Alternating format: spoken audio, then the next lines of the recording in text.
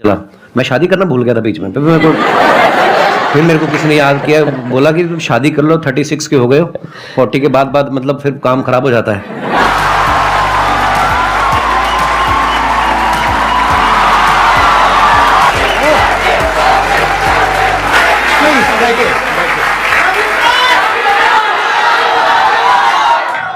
Thank you इतने प्यार के लिए, मोहब्बत के लिए, क्या एनर्जी आप सबकी। बात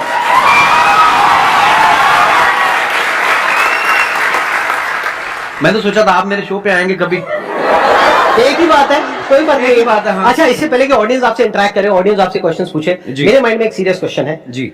आज से 10 साल पहले आपने अपने करियर की शुरुआत करी थी, मैंने देखा 2013 में कॉमेडी नाइट्स विद कपिल के नाम से आपका शो आया था। आज पूरे 10 साल हो गए हैं उसको। जी सर।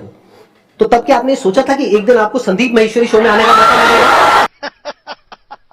आर यू कॉमेडी मी?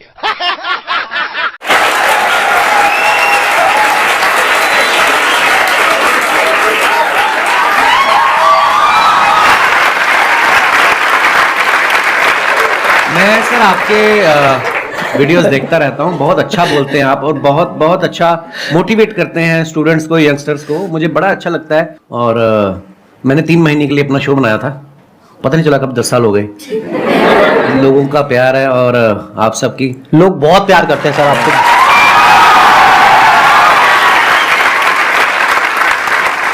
चलिए Q&A सेशन शुरू करते हैं। Hello Kapil sir. सर मैं आपका बहुत बड़ा फैन हूँ। Thank you brother. मैं आपके साथ 2 लाइन गाना चाहता हूँ। मैं सीरियस बोलूं, आपको देख के मुझे कोई गाना नहीं याद आ रहा।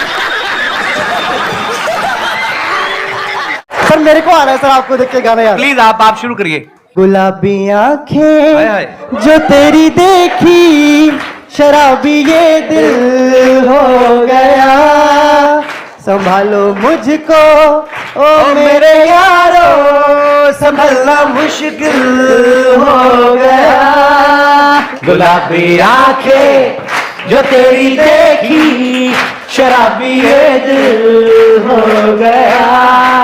वाह, बड़े एनर्जी यार, क्या बात है, बहुत बढ़िया।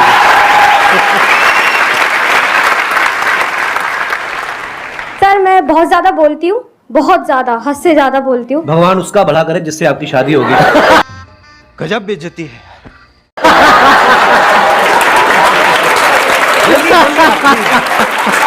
Happy women's day. Thank you sir, thank you so much. मेरे को ये पूछना है सर, गुड लिसनर कैसे बन सकती हूँ मैं? चुप रह के। मैं आप दोनों से जानना चाहता हूँ, क्या आपने जो सोचा था, जो मैं इस प्लेटफॉर्म पे यहाँ तक पहुँच जाऊंगा तो मैं ये कर सकता हूँ, ये कर सकता हूँ, ऐसा होगा वैसा होगा, क्या आज वैसा हो रहा है? मुझे लगता है बिल्कुल वैसा हुआ है, और शायद उससे कहीं ज्यादा हुआ है। मैं बड़ा फॉर्चुनेट हूँ, मैं बड़ा ब्लेस्ड हूँ, और मुझे ऐसा लगता है कि जितना सोच के आए थे उससे कहीं ज्यादा मिला है। पर हाँ, वो मेहनत करते रहना चाहिए आपको, क्योंकि उसका कोई अल्टरनेट नहीं है। आज भी मैं अपने शो के लिए उतनी ही मेहनत करता हूँ, आज भी मैं अपनी टीम के साथ बैठता हूँ। मुझे तो ऐसा लग रहा है कि जो मैंने सोचा था शायद उससे ज्यादा ही हो रहा है। देखो बेसिकली क्या होता है कि जब हम किसी भी काम को शुरू करते हैं ना, तब हमने ऐसा नहीं सोचा होता कि इतने टाइम बाद ऐसा होने वाला है। अब अगर इन्हीं का एग्जांपल देखा जाए, जब आपने शुरू किया था तब आई एम 100% श्योर आपने ऐसा सोचा भी नहीं होगा कि एक दिन मेरा शो होगा, ये होगा, वो होगा। ऐसा कुछ कभी नहीं सोचा था आपने? नहीं, मुझे था कि इसमें देख तो एपिसोड में भी आ गया ना मैं, हाँ, हाँ। तो अपने लाइव शोज लगने शुरू हो जाएंगे, हाँ। और बस मजा करेंगे। फिर उसके उस सीरीज के विनर हो गए, हाँ। फिर उसके बाद दूसरे शोज ऑफर होने लग गए, और उसके बाद फिर लगा कि यार एक ऐसा शो बनाते हैं जिसमें सारे एलिमेंट्स हों ये, और वाकई इंसान कभी नहीं सोचता। और फिर उसके बाद में इनका शो हो गया, और इतना शो भी अच्छा खासा चलने लगा, करने लगा। उसके बाद में मूवीज में आ गए। अब अभी इनकी एक और एक मूवी आने वाली है। प्रोड्यूसर बन गए, फ्लॉप हुए, खतरनाक। बड़ी सारी चीजें होती हैं। और अभी भी आपकी एक मूवी आने वाली है नेक्स्ट। अभी भी देखो, अभी जो मूवी आ रही है सीरियस मूवी है, मतलब सीरियस इन द सेंस कि मैं ऑलरेडी जो टीवी पे कर रहा हूँ उससे बिल्कुल अलग है, तो लोग उसमें भी बड़ा हैरान, पाओ अच्छा लग आ रहा है। हालांकि जो मेरे जानने वाले हैं, जो मेरे दोस्त हैं, जो करीबी हैं, उनको कोई वो नहीं हुआ शौक, क्योंकि उनको पता था कि I am very good actor. तो बिल्कुल संदीप जी ने सही कहा, बहुत सारी चीजें होती जो हम लोग हमारे बियॉन्ड में हमने एक्चुअली नहीं सोची होती। इसको आप इस तरीके से देखो कि जैसे जैसे हम लाइफ में आगे बढ़ते हैं ना, तो हमारी जो विजन है वो बड़ी होती है। बिल्कुल। जब अभी अगर आप अपनी बात करो तो आपकी विजन इतनी सी है, तो आपको लग रहा है कि मैं बस इतना ही कर सकता हूं। जब वहां पहुंच जाओगे तो विजन और बढ़ जाएगी। फिर एक ऐसा पॉइंट आ जाता है जब विजन आपकी 360 डिग्री हो जाती है, तब आपके अंदर से आने लग जाता है कि यार मैं कुछ भी कर सकता हूं।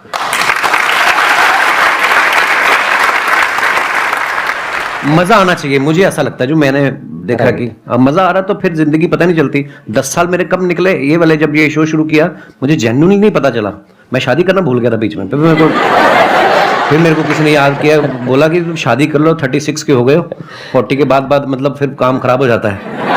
फिर मैं यार शादी आपने कोशिश तो बहुत करी थी अपने शो में जी, वो पत्ता सीधा पड़ा नहीं। नहीं वो मुझे लगता था कि वो अब ये आ रही है अगले हफ्ते हीरोइन, इससे बात बन जाएगी। हाँ, वो प्रमोशन करके निकल जाती थी, फिर मिलती नहीं थी।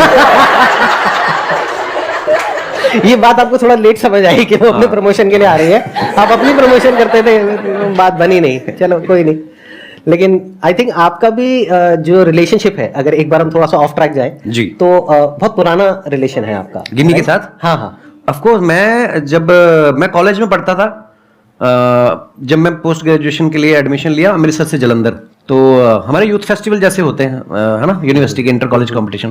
तो मैं अपने कॉलेज में पढ़ रहा था, और गर्ल्स कॉलेज का अलग से कंपटीशन होता था, बॉयज़ का अलग से होता था। उसके बाद जो विनर होते थे दो, फिर वो बॉयज़ और गर्ल्स का कंबाइंड फाइनल में होता था।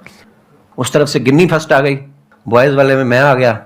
फिर फाइनल में जब आमने सामने हुए, वही एक दिन था जिसमें मैं जीता, उसके बाद गिन्नी जीतती आ रही है।